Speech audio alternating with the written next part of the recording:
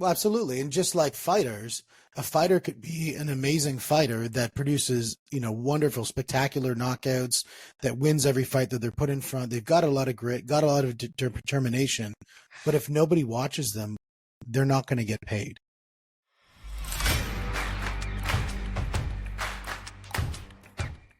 This is the money. This is the mindset. This is the mentoring podcast. We are here with Mitch Carlson. Mitch, man, we found in our preamble, we have so many darn things in common that I think we were talking for about two and a half hours about fighting, about business, about media, and the list goes on, my friend. Yeah, it's been fun. Absolutely. Well, Mitch, so one of the things that I find when we were chatting is your history in the martial arts is actually pretty prolific. And the connections that you have are with some pretty amazing people. Yeah, I think I shared this in the show.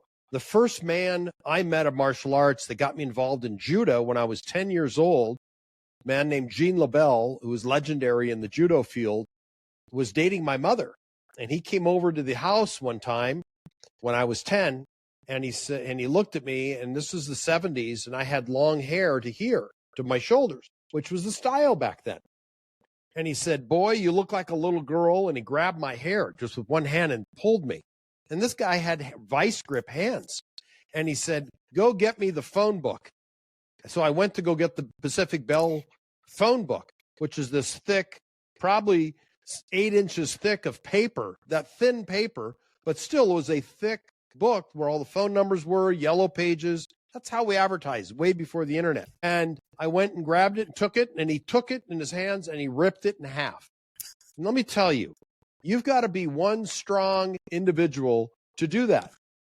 To rip it in half in front of me, he said, "This is what I'm going to do to your neck if I come back here and your hair's not cut." Scared the dickens out of me. This guy was hulking, strong, intimidating, ugly. Gene was not handsome, and looked at me, this face, and with the intense stare, and he said, "And you're going to judo class starting, next week." So at LA City College is where he taught judo. I lived with my mother in West Hollywood at that time, and it wasn't too far, so she would take me and drop me off at judo class with Gene LaBelle. So I did that for, I don't remember how many months. I studied judo, and I learned how to roll and grapple a little bit and choke, throw.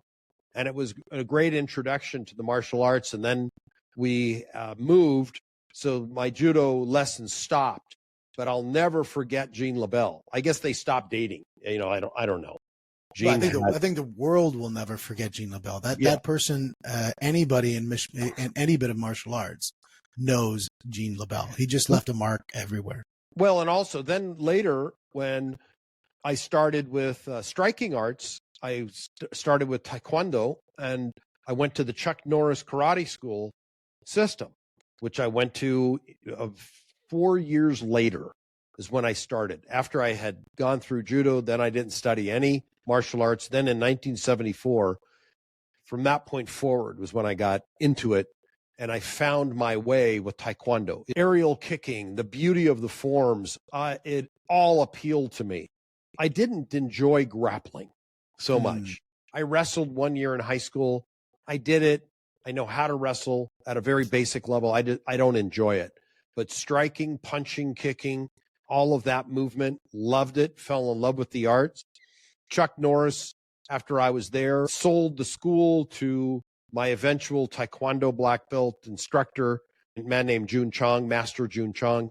And I got my first black belt from him in Taekwondo, then Hapkido, and then later studied with a man in Kyokushin karate, which is a Japanese style, very hard style under the Masoyama system.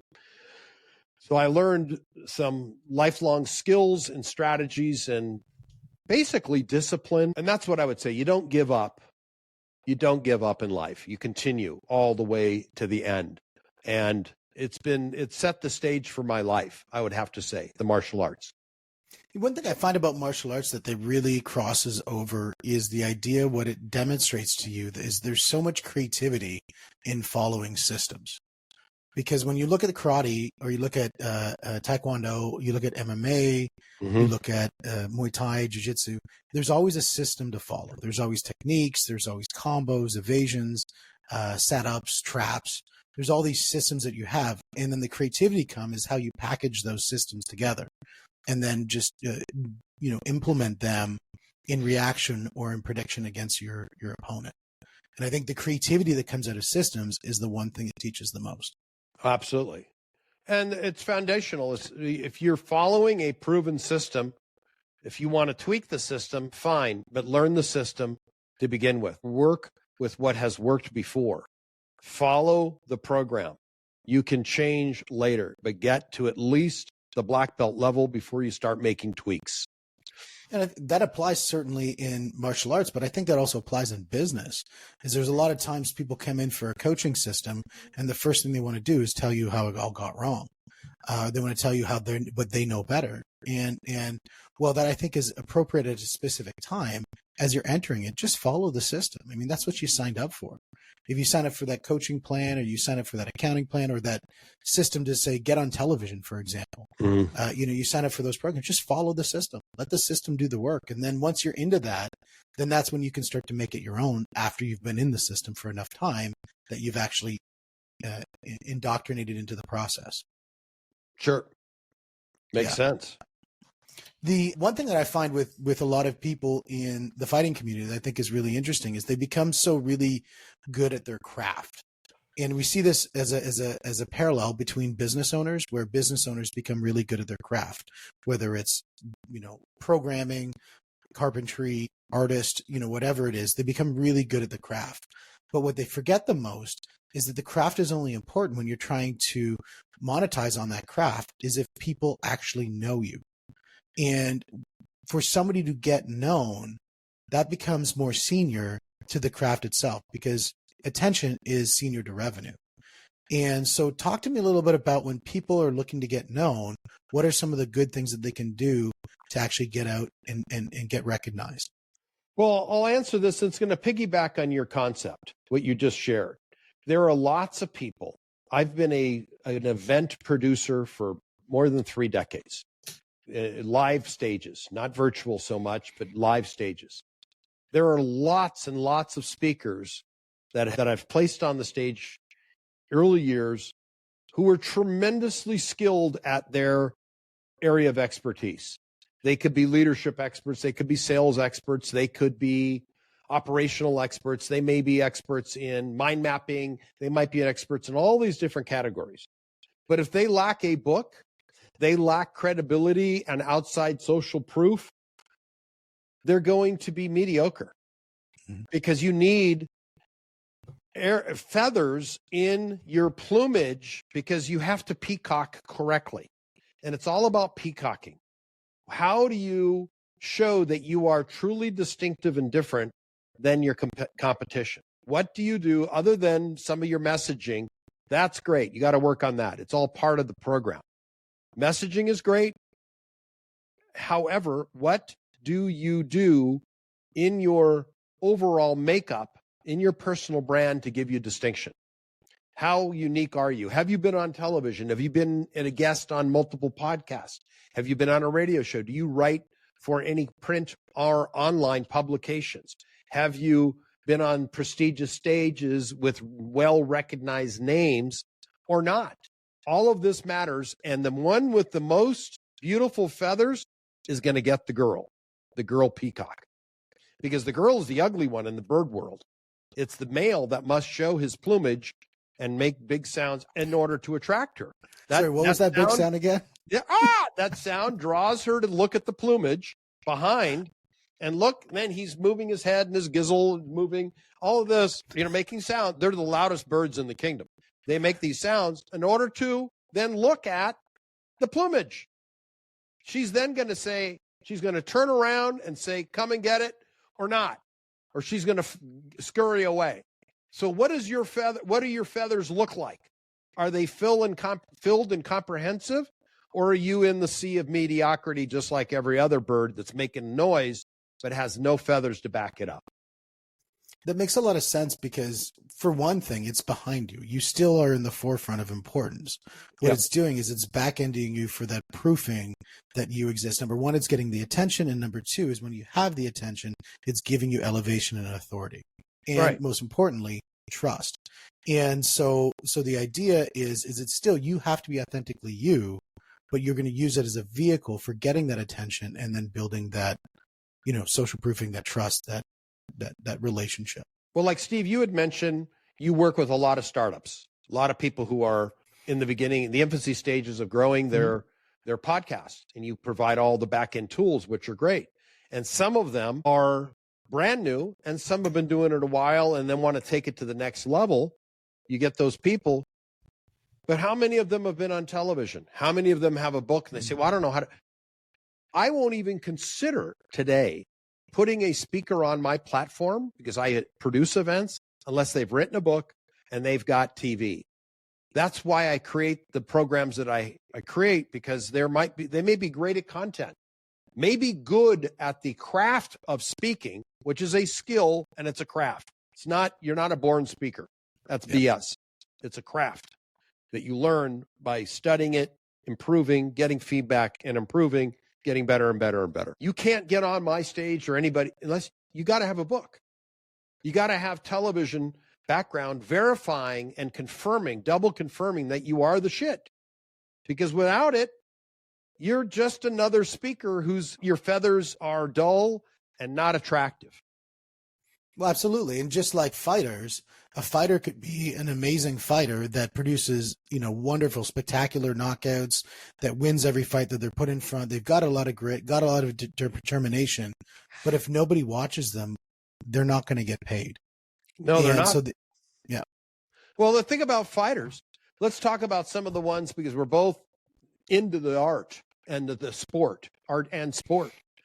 Conor McGregor is the biggest name ever in mixed martial arts. By far has made the most amount of money because he's got feathers that go beyond any plumage out there. The guy is out there. He says outrageous stuff. Sir Richard Branson in the business arena has got lots of feathers. Now, he's a great businessman, but he knows the value of PR, exploding and talking about yourself so the media becomes interested because you are interesting. If you are interesting, you will garner attention. Conor McGregor in the fight arena, he's a loud Irishman with a beard. Is he a great martial artist? At one time, sure. He won a couple titles. I think his days are past now because he's lost the eye of the tiger. He's so frigging rich, he doesn't need it. I don't know how much money he's worth now, but it's a lot. Because he had the biggest mouth. And is there an accident to that? No. You look at Stipe Miocic as an example. He's considered the greatest heavyweight of all time. At this point, who knows what's going to happen when he fights John Jones in their upcoming match. And then I think might be the last of both of them. Who knows? But Stipe had zero charisma on camera. Zero. You could hardly understand him. He sounds like he's got marbles in his mouth when he talks. And he's a boring, great fighter. I admire him. I'm sure he's a nice person, but has got the personality of rye toast with no butter. There's he's got all those defenses. Did more. Daniel Cormier is doing commentary, who was one of his, and Daniel Cormier is celebrated martial art, obviously a great martial artist, but he's making money as a doing commentary. Why? He can talk. Absolutely. Even if you look at Miocic's doppelganger, would be say maybe something like Sean Strickland on the other end of the spectrum. So that was a guy who has the same sort of look and feel, but he just says the most outrageous things, and he just draws a lot of that negative media attention. He does. By just saying really dumb stuff, but people love hearing it, and so attention. He's media worthy.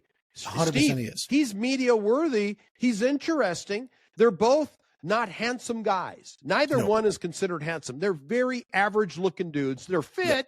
They're strong. They're both exceptionally talented guys. And that's a perfect contrast you mentioned. And I love talking about this. Sean Strickland says outrageous, really dumb. He sounds like he could be from West Virginia. He's so stupid, the shit he says. Okay? Growing up in a barn, married to his sister. He's about as dumb as a stone. I hope he doesn't come knocking on my door. He would beat my ass. Okay? That's right. But he's about as dumb as a rock. Whereas Miocic is a smart guy. Everybody likes him that knows him. He's a gentleman. He shakes people's hands. He doesn't talk trash. He's not marketable. He has no hook other than his talent. Once he sunsets his belt, and it might be coming, could be this next match. We don't know. Hope not. Great fighter. Love watching him. But I can't understand him in the post-interview. It's like, what the hell is he saying? He's got marbles in his. He needs so much work on his verbal delivery. His elocution is terrible. It's not marketable because of that, and that's fixable. Yeah, absolutely. And Sean Strickland speaks clearly, but it's absolute nonsense that comes out of his mouth. And Conor McGregor has got a component of cool to him. He's Irish. He says outrageous shit, but he's actually very smart. Sean Strickland is a dummy, as far as I'm concerned. He's not smart. I think he's been punched a lot. Yeah. The one person who beat the Matrix on this whole being able to garner attention from the media but not communicate with the media effectively was Anderson Silva. Yes. Because he would never speak English, even though he could. He would never speak English. He would always speak Portuguese, but he could always garner attention. He had charisma. He had the it factor. Yeah. Izzy has the it factor. Talks a lot of trash, and is smart. Mm-hmm. He's got the it factor. Francis Ngannou, if I were to look at him, he's got charisma. He seems very likable. He's soft-spoken when he talks, a Cameroonian dude. He's got quite a story. And I know he made very good money in boxing. He could have been the biggest star in the UFC, but who knows what went on behind the scenes. I don't want to even venture to guess. It's clearly money of what he thought he was worth versus what the UFC was willing to pay him. I mean, we could probably talk about that one, a dark hole, endlessly. But the media people, the Diaz brothers, they're controversial. They talk a lot of trash. But you get some of the others. This gal Shevchenko, Valentina Shevchenko, is a talented fighter, but she's kind of boring personality-wise. I watched her on the Contender Series. I think it's Contender Series. And Shevchenko, I think she's a beautiful fighter to watch. Just unbelievable fighter to watch. Unbelievable, so technician. Technical. And in the right light, she can be very interesting to listen to. But for the most part, the character that you think she's going to be and the character that she is two different things. It's like Ronda Rousey. The reason why Ronda Rousey did so well is she played into her role so well. Yeah. And so she was just really good at being Ronda until the very end where, number one, she got bad coaching. She all of a sudden became a striker. And clearly didn't work out well. The problem with Ronda also, I could talk about that. She's a perfect example of, she had bad branding towards the end because she did it to herself. Yeah. First of all, the competition caught up to her. She was brand new. She was the top of the food chain of the old generation.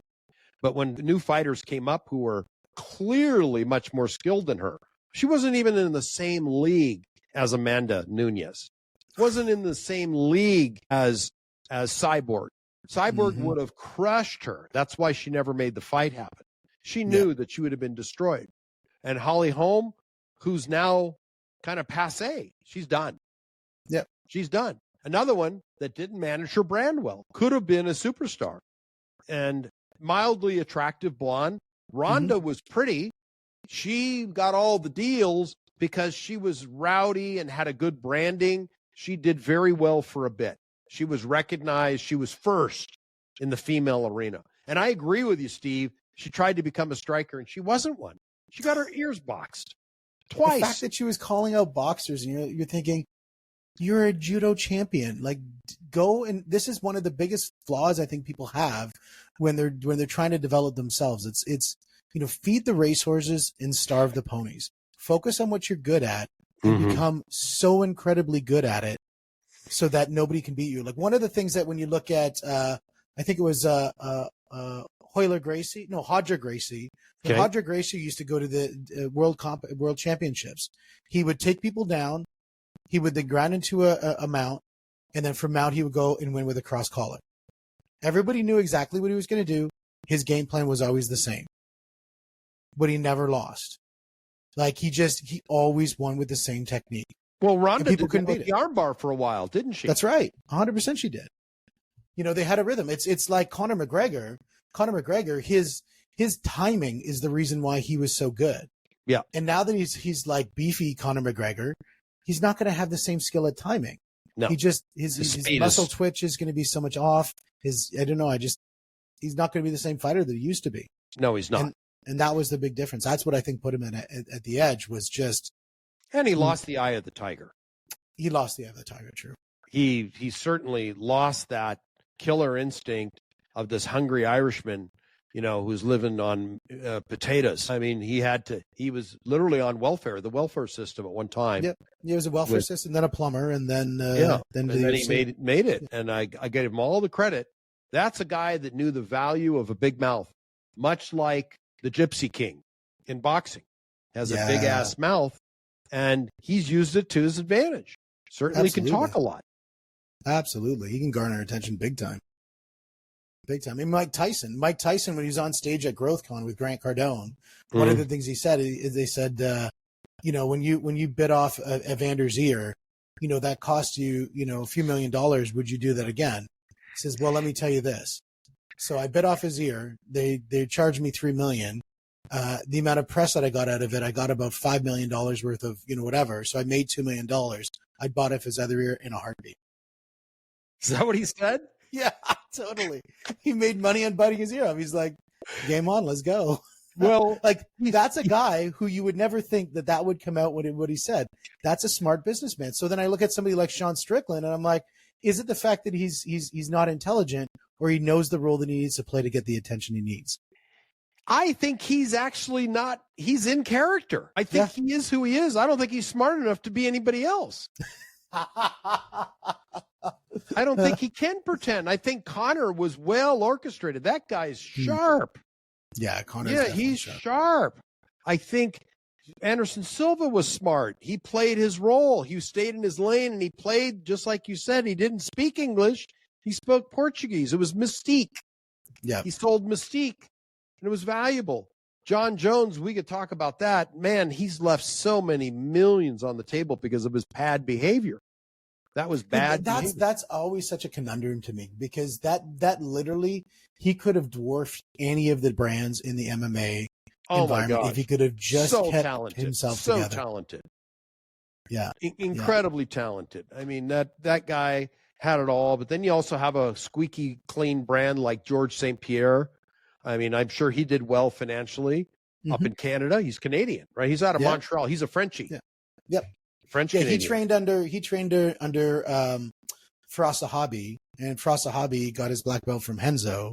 Okay. Henzo Gracie, and Henzo Gracie is the one who gave my black belt, Pat Cooligan, his black belt, and I'm underneath Pat. Yeah. Got it.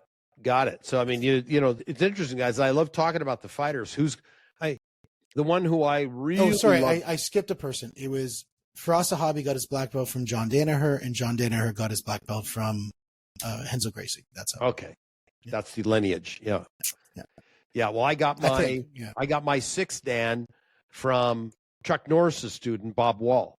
Bob Wall got his black belt from Chuck Norris. Chuck is on my certificate for my sixth Dan at the top. But Bob has passed now for 2 years. And, you know, it was all about lineage. And both Chuck and Bob are black belts under Gene LaBelle. Really? Yeah. Oh, both. Oh, I didn't know that. Yeah, and then Chuck got his black belt under the Machado brothers. Yeah, I think I knew that. And yes.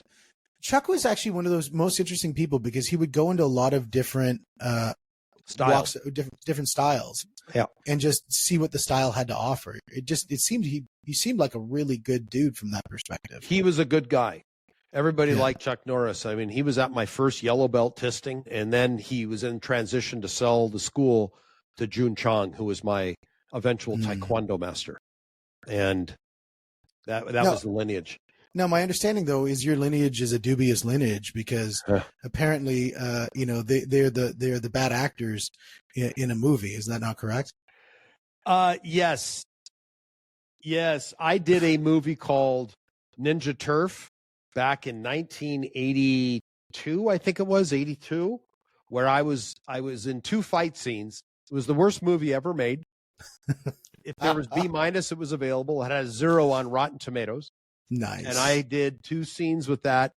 With Philip Ree was one of the actors in that. Bill Wallace was in that movie. And George Chung was in that movie. These are well-known martial artists from the 70s and 80s. Bill Wallace was one of my instructors as well. Taught me some very exceptional kicking skills. Bill did. And in that movie, Philip Ree, who ended up creating that series of Best of the Best martial arts movies. I don't know if you ever saw those. That was Philip. Yeah. Really? Yeah, Philip was my instructor under Jun Chung. Cool. Jun Chung was his uncle. So that's where it started. And then Philip and Simon Ree, who was in Universal Soldier, was his nemesis in the movie of Best of the Best. And they're both exceptional martial artists. I will say that. Exceptional. Also, I don't know if you saw the movie, what's it called? Karate Kid. Mm-hmm. Yeah, there was an actor in that who's the only true martial artist in the whole trilogy of movies, and now that Cobra Kai series, a fellow named Thomas Griffiths. He was a black belt at the school that I studied at under Jun Chung. He was Terry Silver, the guy with the ponytail, if you ever saw that. Oh, movie. yes. Yeah, that's totally. Thomas. That's Thomas. Tall guy. No way. We used to spar all the time. Solid martial artist. Who is better? Who? Who is better? Between who? You and him. I'm not going to say on camera. He's a friend. Let's just say I competed. But if you're going to, what would you say? Well, let's just say I competed and he didn't. There you go. That's okay. Good answer. He's a talented guy. He's a friend. I saw him last year at our 50th anniversary of the school. You know, Jun Chung had his 50th anniversary of opening the school when he started it in 1973, and I was a member back then. And Thomas was there, and we sat and talked and everything. So would he, he might kick my butt today, but when I was in my prime, you got to understand, I was competitive and he wasn't. Yeah. Whole different level of commitment. I was working out 3 to 4 hours a day. He was a solid martial artist. That's all I'm going to say. I have nothing but respect for him, and I like him. He's a nice guy. But you're challenging him to a duel, but to the death now is what you said. I would crumble. I just don't have that. But Thomas was very solid. He's a good martial artist and solid. And in that series, he's the only one that's a true martial artist. I asked him about that. I said, any of these guys know anything?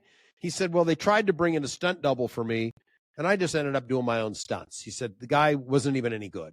And like I said, Thomas is solid. He's a legitimate quality black belt. I'm saying this on record. It's public. And I'd say it to his face. Who would win in a fight back when we were both in our prime? That's a different discussion from 35 years ago. What I find interesting right now is there's a whole focus from the executive in a lot of different businesses to really inculcate martial arts into the executive team. You look at stuff that Zuckerberg is doing. You Jiu-jitsu, look at Yeah, and he trained with Michael Musumeci. He trained with, obviously, Lex Friedman. He's been training with a lot of pretty good, elevated people. And I think he trains with George St. Pierre, too, if I'm wrong, maybe. But there's a whole list of people who are getting into martial arts right now. Even in the Hollywood scene, we've got a lot of Tom Hardy. You've got... he's a black belt, isn't he? I don't know if he's a black belt yet. Okay. I think he's a blue.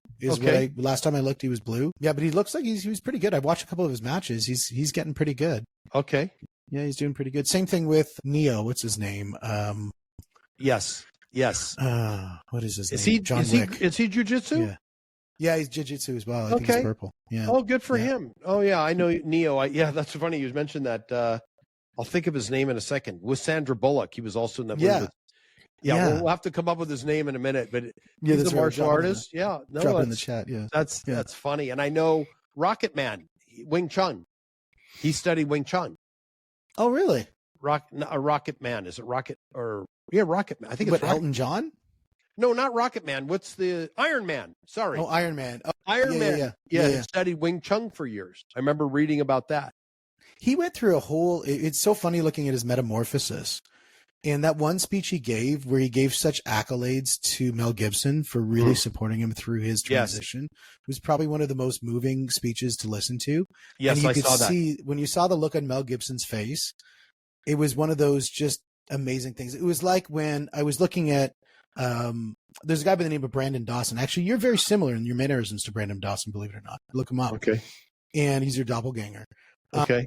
When Brandon Dawson was on stage at GrowthCon and John Maxwell was there, he came on stage and said, when you first joined into our community, you came to all these events and and one thing they always did was take notes and all this other stuff. And you always made notes about my cue cards.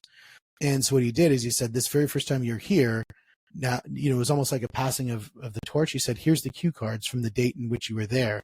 And he gave him the cue cards from that moment. And you could see, like, it was just this, like, such emotional moment between those two. It was just an amazing thing to see, that sort of passing of the torch that happens from mentor to student. Wow. That's cool. Yeah, but there are a few of those Hollywood people that are into the martial arts. I remember in my class when I had my yellow belt, there was a fellow that was in what was that Michael J. Fox movie? What were those series called? Oh, Back to the Future. Okay, Back to the Future. Yeah. And the fellow that was his nemesis, the big blonde guy, Tom. His name was Tom. Butch or whatever his name was. Biff. Biff. Yeah, Biff. Biff studied at the Taekwondo school I belonged to. Really? Biff was there. He was the world's nicest. Tom something is his last name. Really nice guy. Really nice guy. He studied martial arts at the school, and then a very well-named person who was a solid martial artist who came from the ballet, Ron Reagan Jr., who was President Ronald Reagan's son, was there at the school. I'll tell you a funny story.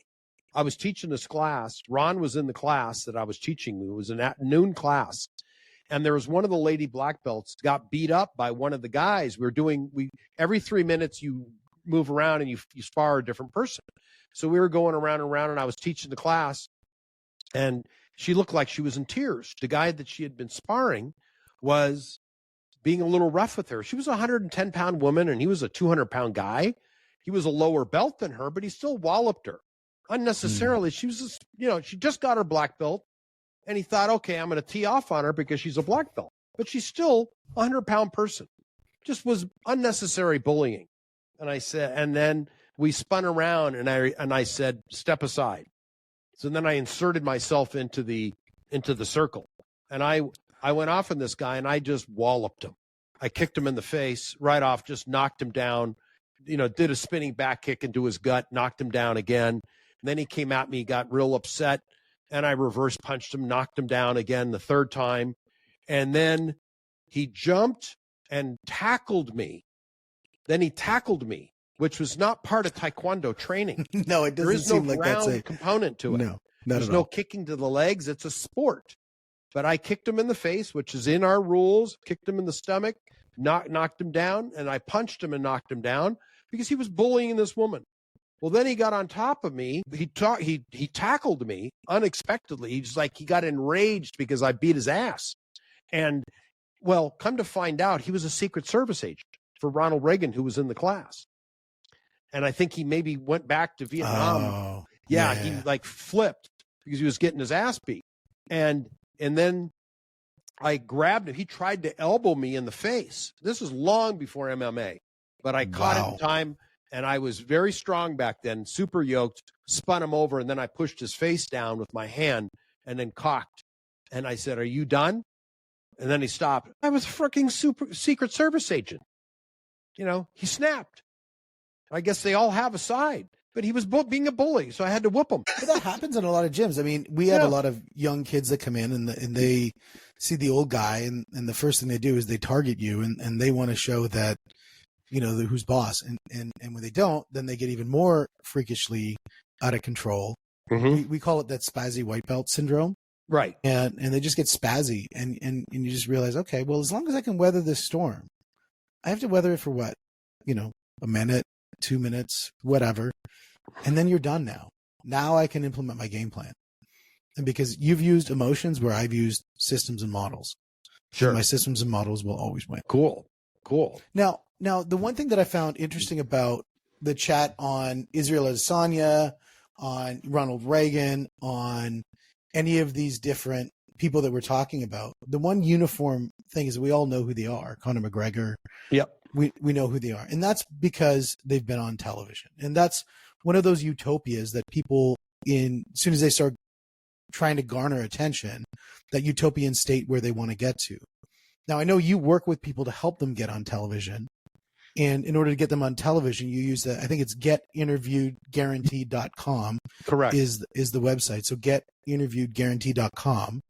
And with that, that's where people can, is that a starting point for them to get on television, or they have precursors they need to do in order to get on television? What's the mode to do on that? The people I interview are either startups, people that are very serious about taking their brand to the next level. They're ready, they're willing, and they're teachable, because nobody goes on TV unless I vet them, because I have relationships with the 4 major networks here in Las Vegas: ABC, NBC, ABC, CBS, and the CW are here in Las Vegas. There's also Fox. I rarely work with them because they're a little bit persnickety about putting guests on. Sometimes I do. But the 4 I can work with, I can guarantee them coverage on those networks. Guaranteed. And how long of a time? It takes about 3 weeks from when they use a deposit. They pay the deposit with me. Then we get on and we start training you, getting you ready, and I get you booked. And then by the time the TV comes around, you are ready. We've rehearsed. We've eliminated all the ums. You get to realize, God gave us 2 ears and 1 mouth. You need to listen more than you talk, because you only have 2.5 minutes to 4 minutes during your interview. That's standard. Depending on the station, depending on the show, you need to know when to stop talking. And we rehearse that. I also have my own show that broadcasts on NBC called Amazing Authorities. That's a 30-minute show. But to get ready for a shorter show, you need training. You need vetting. You need to speak in sound bites. You need to be very clear with your message. You need to answer your questions concisely, and then shut up and let the professional broadcast journalist ask questions to go down the right vertical if necessary. They do this all day, every day. And it's not the same as a podcast host. They are at a much higher level most of the time. Not all the time. There are great podcast hosts, such as you. We're having a conversation. They'll do that. We don't have the limit with a podcast that a television station does. They've got hundreds of millions of dollars in branding into it. They know exactly the science of how much time they can talk with a guest. They wrap it up and move it on. They got to cut to commercial. Then the set moves and they move to the next guest. Absolutely. In NBC studio or CBS, which is Channel 8 here, they have 4 sets. They have 2 camera crews. They spin the cameras. They're on robotic legs. They turn, and 3 of them. And these things are hundreds of thousands of dollars. Big cameras. They're not an iPhone. They spin, and then it goes to the next set. Then it spins to the next set. And then they got to cut to commercial. It's a science. There isn't latitude. When you're on live TV, there is no retake. And if you don't perform correctly, you get to go home. I get to live here.